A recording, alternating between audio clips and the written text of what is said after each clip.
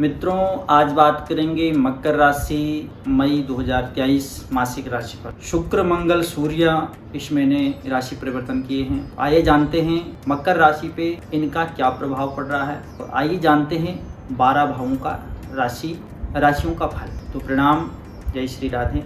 बात करते हैं लगन से, मकर राशि और मकर लगन, क्योंकि हम इसको चंद्र कुंडली से ही फलित करते हैं।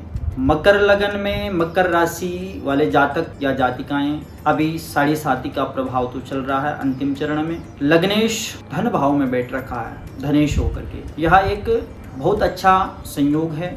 मंगल की सप्तम दृष्टि है, लेकिन मंगल नीच का होकर के बैठ रखा है। तो ऐसी परिस्थिति में 7.5 चल रहा है और मंगल की नीच दृष्टि है, तो कहीं ना कहीं आपके दिमाग में कहीं शॉर्ट चलने का प्रयास न करें। ऐसा आइडिया आपके दिमाग में आ सकता है जिससे आपको बचना है, क्योंकि शॉर्ट तरीका अगर आप अपनाते हैं तो आपको हानि का भी योग बन सकता है। इसलिए उस शॉर्ट तरीकों को छोड़ करके आप जिस तरीके से जिस रास्ते पे आप चलते आ रहे हैं उसी रास्ते पे चलिए। भले जो इनकम की जो गति है वह धीमी रहेगी, लेकिन जो रहेगा वह आपको फायदा ही देगा। लेकिन अगर आप शॉर्ट तरीका अपनाते हैं तो आपको नुकसान भी उठाना पड़ सकता है। सट्टेबाजी इत्यादि से कोई आपको अगर कोई ऐसे ही लोभ दे देता है, प्रलोभन दे देता है, तो आपने उस लोभ को दरकिनारे कर दो, एक साइड में कर दो, उसको इग्नोर कर दो। आप जो सात्विक रूप से जो आप मेहनत की कमाई है उस तरीके से चलिए, वही आपको फायदेमंद देगा। बात करते हैं धन भाव की। धनेश धन भाव में ही बैठा हुआ है, शनि है, और शनि आपके राशि का स्वामी भी है और धन भाव में आ गया है। और शनि को कहा जाता है न्याय का देवता। मंगल की धन भाव में दृष्टि रहेगी, यहाँ पे अष्टम दृष्टि रहेगी इनकी। धन तो आएगा, लेकिन आपने ये जो स्थान है यह कुटुंब का स्थान है, वाणी का स्थान है, तो कुटुंब में थोड़ा सा कलह क्लेश का माहौल रख सकता है। लेकिन वाणी पे आपको कंट्रोल करने की आवश्यकता है। वाणी के द्वारा कोई ऐसा अपशब्द आपके मुंह से निकल सकता है जो परिवार में या रिश्तेदारी में या आप जिस समाज में रहते हैं वहाँ पे विखंडन पैदा कर सकता है।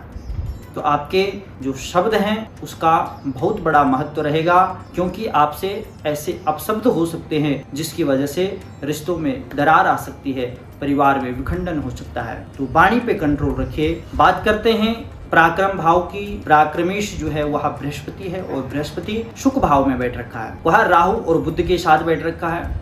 मंगल की राशि में मंगल स्वयं नीच का हो रखा है। तो यहाँ पे आपने कार्य क्षेत्र में जो बदलाव है उसके ऑफर आपको आएंगे। जो आप कार्य कर रहे हैं, चेंजेस की ऐसी परिस्थिति बनेगी कि आपको चेंज करना है। जिस कार्य को आप कर रहे हैं चेंज तो आप करिए, लेकिन इसमें भी थोड़ा सा सोच समझ करके आप कोई भी फैसला लें। और भाई बहनों से आपको कुछ थोड़ी बहुत नुकसान कह लो इसको, या हस्तक्षेप कह लो, जो आपकी कार्य क्षेत्र में है उसमें भाई बहनों द्वारा आपको हस्तक्षेप हो सकता है।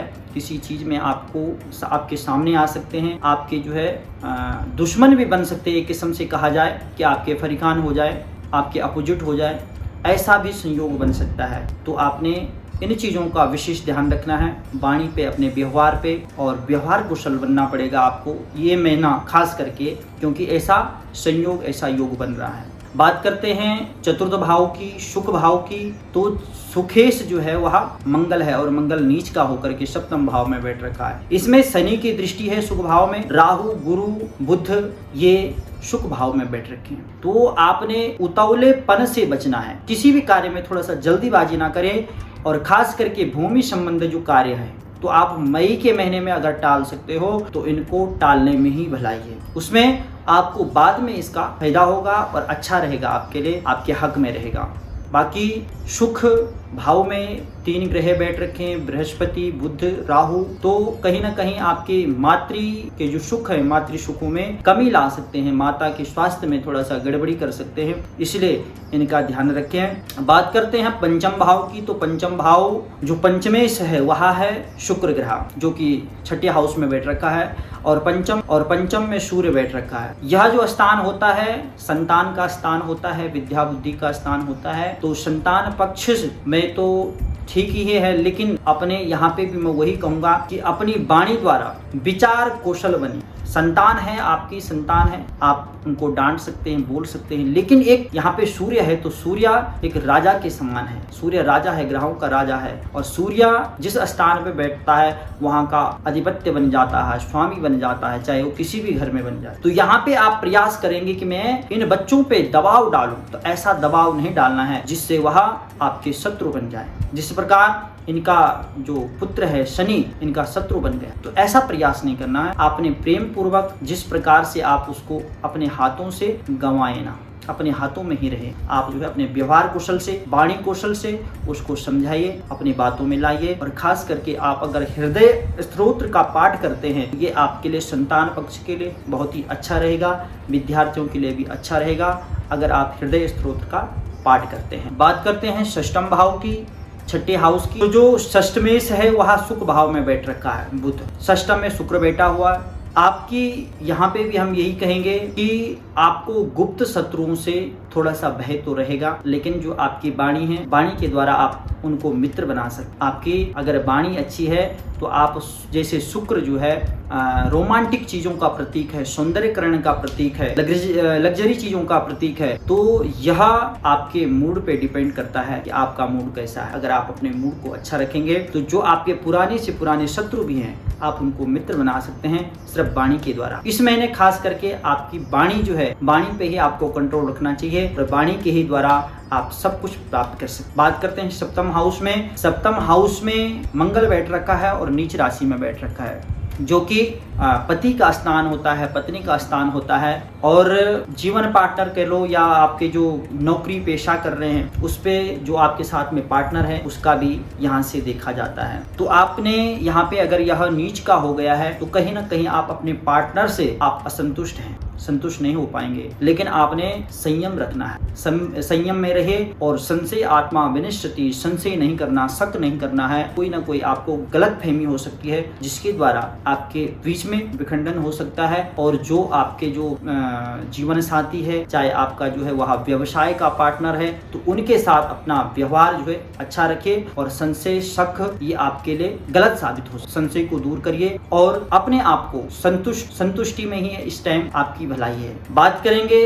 अष्टम भाव की। अष्टम भाव यहाँ पे रोग रिपु का स्थान देखा जाता, आयु का स्थान देखा जाता, विदेश यात्रा देखी जाती है। तो जो पंचमेश ये अष्टमेश है वह पंचम भाव में बैठ गया है। यहाँ पे जो अष्टम में जो है गुरु राहु शनि की भी दृष्टि है। स्वास्थ्य संबंधित दिक्कत थोड़ा रह सकती है, लेकिन जो विदेश यात्रा है कुछ समय के लिए इसको टाल दिया जाए तो ही आपके लिए अच्छा रहेगा। जो मेटल से संबंधित जो कार्य है उस पे आपको लाभ होगा।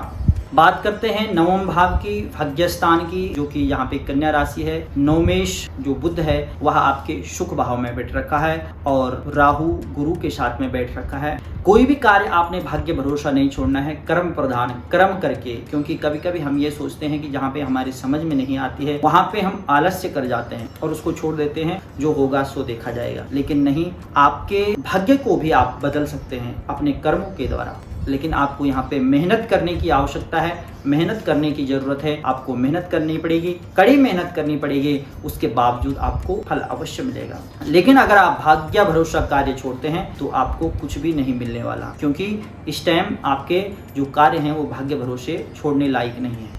आपको कर्म करना पड़ेगा और कड़ी मेहनत करनी पड़ेगी, उसके बावजूद आपको अच्छा रिजल्ट अच्छा। बात करते हैं दशम स्थान की, कर्म भाव की, कर्म स्थान की। तो जो दशवें से है वह षष्ठम में राहु गुरु बुध की दृष्टि भी है। यहाँ पे केतु वहाँ पे स्वयं बैठ रखा है। शुक्र जो है षष्ठम में भाव में बैठ रखा है, जो कि मैं जैसे कहता ही हूँ कि छठा, आठवां, 12वां इन स्थानों में जब कोई ग्रह चला जाता है तो उतना अच्छा रिजल्ट नहीं माना जाता, इतना अच्छा फल नहीं देता है। तो जो दशम स्थान, जो कर्म स्थान का जो स्वामी है वह छठे हाउस में चला गया। यहाँ पे स्वयं केतु महाराज विराजमान है। यहाँ पे राहु गुरु बुध की दृष्टि भी है। केतु हमेशा हमें पीछे की ओर ले जाता है, जो हमारा पिछला जीवन कह लो इसको, चाहे जो हमारा जो समय बीत गया है, भूतकाल जिसको कहते हैं, उस तरफ ले जाता है। तो अगर हम पॉजिटिव की तरफ देखें तो जो आपका पिता का कार्य है, पिता के साथ अगर आप कार्य करेंगे तो बहुत अच्छा रहेगा। आपने दादा परदादाओं से चला आ रहा जो कार्य है, चाहे वो कंपनी फैक्ट्री जो भी कार्य है, उसको आप अगर मन लगा के कर रहे हैं तो इसमें आपको बहुत अच्छा रिजल्ट मिलने वाला है। लेकिन परंपरा को नहीं छोड़ना है, परंपरा पे चलते आए और पिता के साथ स्वतः ही आपके अच्छे रिश्ते बनने जा रहे हैं।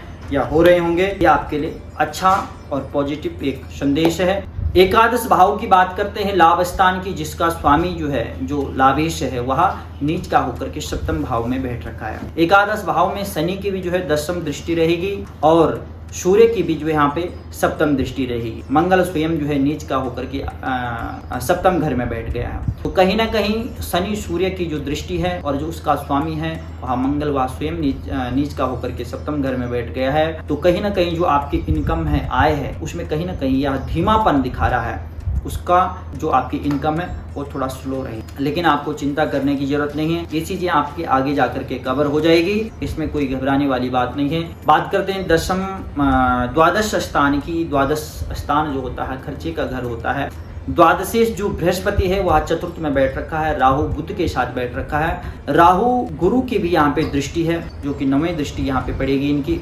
द्वादश घर में पैसा खर्चा होगा, लेकिन कर्मों में आप बिलीव करिए, कर्म प्रधान है। कर्म से आप सब कुछ प्राप्त कर सकते हैं। खर्चे तो अपनी जगह पे होंगे ही, लेकिन आप अपनी इनकम को बढ़ाइए, कर्म करिए, आपको अवश्य लाभ होगा। विदेश संबंधी जो कार्य है उसमें भी इस स्थान से देखा जाए, द्वादश भाव से, तो आपको कुछ लाभ हो सकता है। अष्टमेश, जैसे मैंने अभी कहा आपसे कि अष्टम घर का जो स्वामी है वह पंचम घर में बैठ रखा। यहाँ पे जो योग बन रहा, कहीं ना कहीं वह विलंब का योग बना रहा है, या इसमें देखा जाए तो आपको विदेश यात्रा अगर थोड़ी टाल दी जाए तो अच्छा रहेगा। लेकिन यहाँ पे आपका जो बृहस्पति है वो सपोर्ट करेगा। अगर आप कर्म करते हैं अच्छे तरीके से मन लगा करके, तो आपका कार्य बन भी सकता है। तो ये रहा आपका मई 2023 का मासिक राशिफल। आज के लिए इतना ही।